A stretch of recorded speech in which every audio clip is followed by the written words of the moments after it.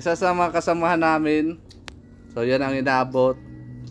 Kumpare, kaibigan, parang kapatid na rin namin yan. So, pre, magpagaling ka, magpalakas ka. Maraming salamat sa mga tinuro mo sa amin.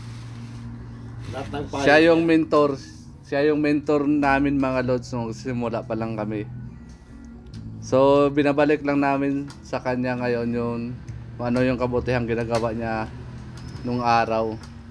So wala na akong masabi, wala akong maraming sabihin mga lods. Talagang gusto ko lang magpasalamat sa kanya nung panahong magkasama pa kami. Ikaw naman pre, ito magkasama kami. Ikaw naman voice over yan ha.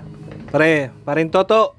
Para natin yung kumpare namin, parin Toto, maraming salamat sa lahat ng sa lahat ng masasayang kwento, pati malulungkot na kwento. Maraming salamat sa iyo.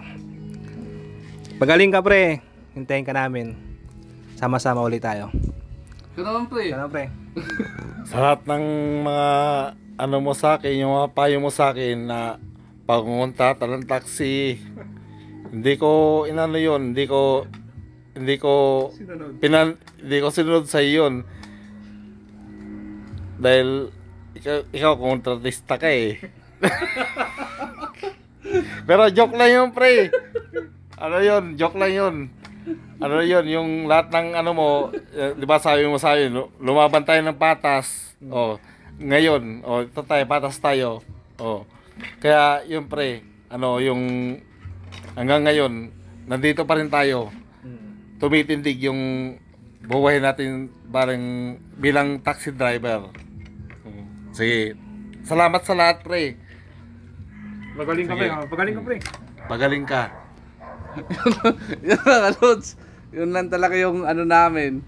Voice over namin eh. At least yung pasalamat namin is yun na yun. Kasama namin yan. Matagal namin kasama yan. So, yun yung pasalamat namin.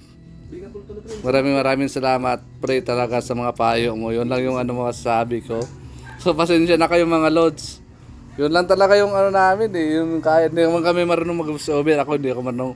Yun lang yung voice over na kaya namin sa kanya. At least bukal sa loob yun mga lods. Walang halong chemical. Totoo yun.